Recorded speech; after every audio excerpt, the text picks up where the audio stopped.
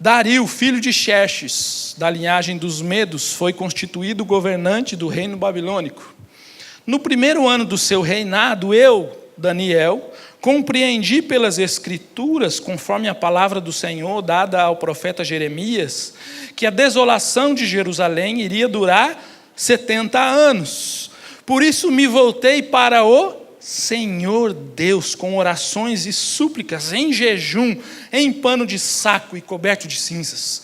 Orei ao Senhor, o meu Deus, e confessei: ó Senhor, Deus grande e temível, que mantens a aliança de amor com todos aqueles que te amam e obedecem os teus mandamentos.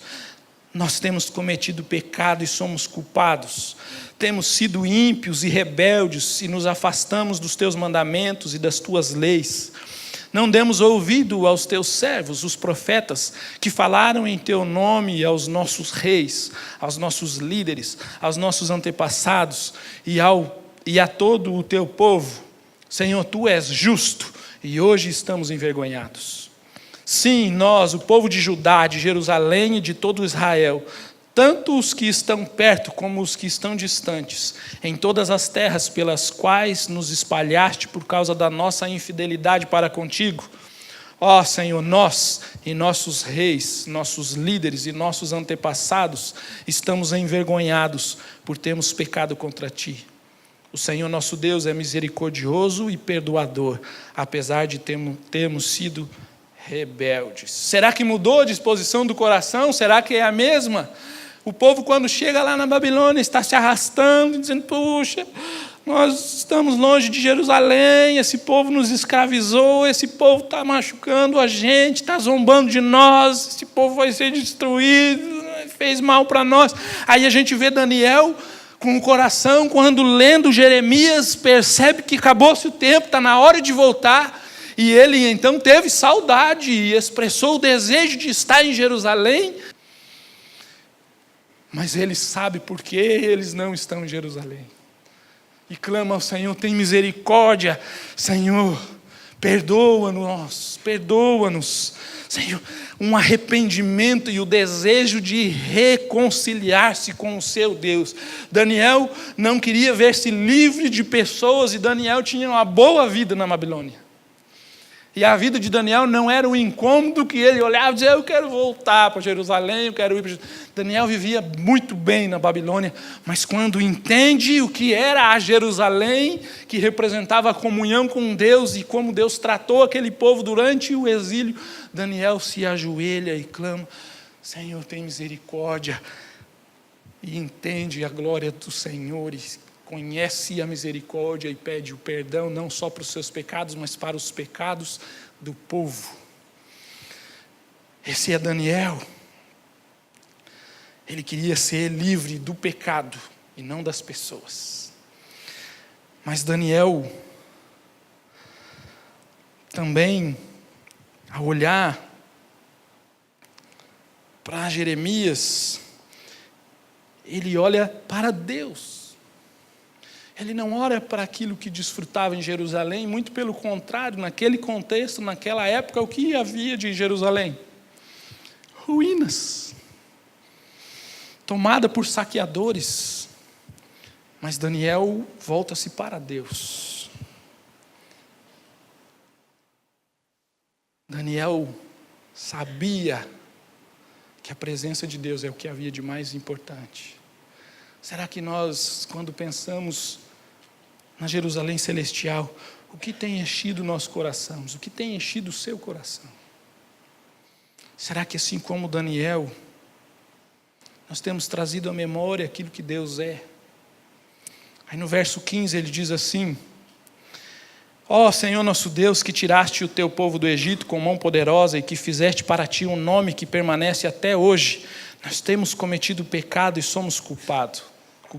Agora, Senhor, conforme os teus justos feitos, afasta de Jerusalém, da tua cidade, do teu santo nome, a tua ira e a tua indignação, os nossos pecados e as nossas iniquidades.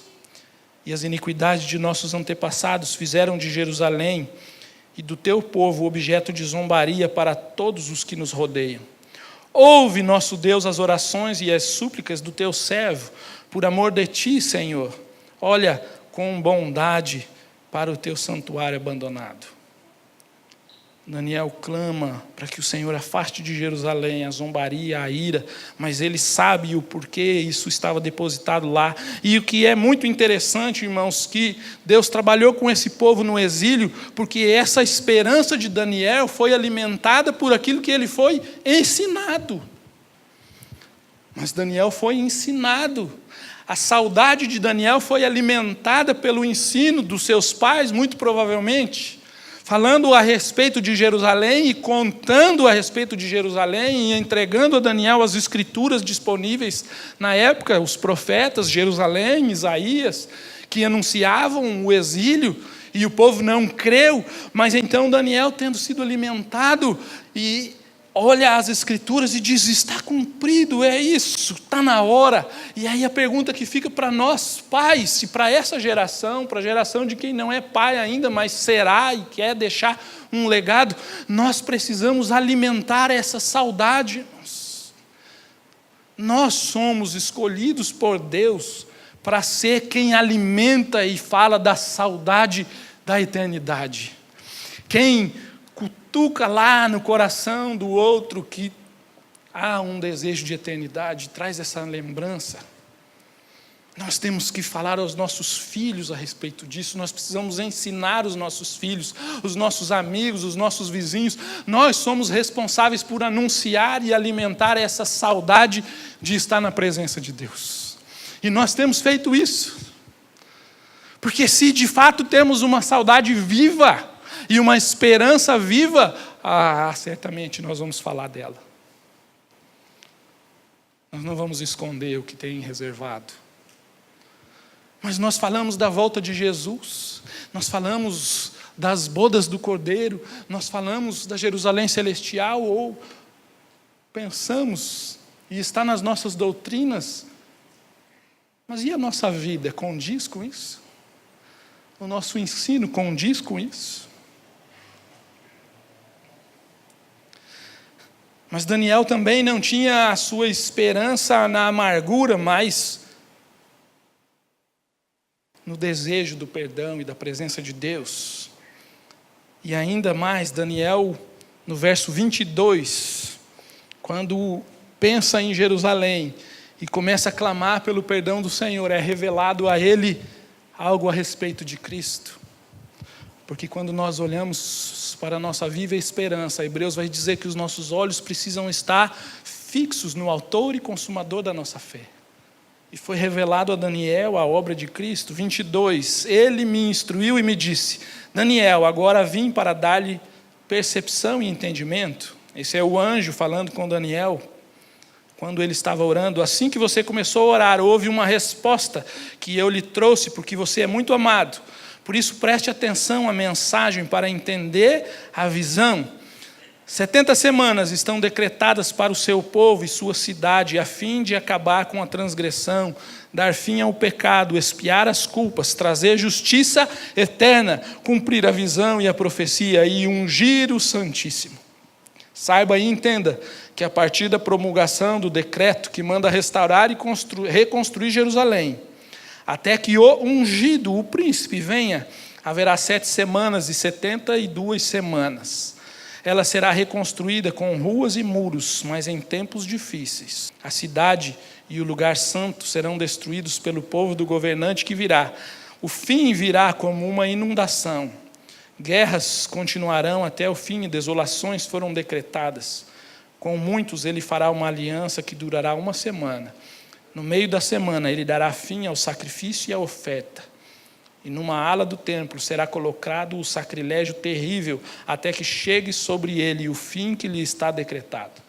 Há uma série de interpretações sobre essas semanas de Daniel e as demais visões de Daniel, mas algumas coisas são a concordância por aqueles que leem, de que Daniel aqui recebeu uma visão da chegada e da obra de Cristo que seria morto. E as 70 semanas seriam 70 semanas de anos, 400 e poucos anos, que coincide com o tempo da chegada de Jesus, do sacrifício de Jesus, e depois 70 anos, no ano 70, Jerusalém é destruída O templo é destruído mais uma vez pelo Império Romano e uma porca é sacrificada no altar dentro do templo. E Daniel viu isso tudo e viu o Senhor Jesus, viu o ungido do Senhor, mas olhou e viu também a restauração de todas as coisas. Por isso Daniel orava e clamava pela reconciliação com esse Deus. Nós podemos ver de perto, porque vimos a obra de Cristo. Não vimos, estávamos lá, mas ela já está consumada e concluída. Então nós podemos dizer que nós vimos de perto, é o que Hebreus diz. Nós temos pronto e precisamos estar com isso no nosso coração e cheios disso no coração. Se não for para te servir, deixa.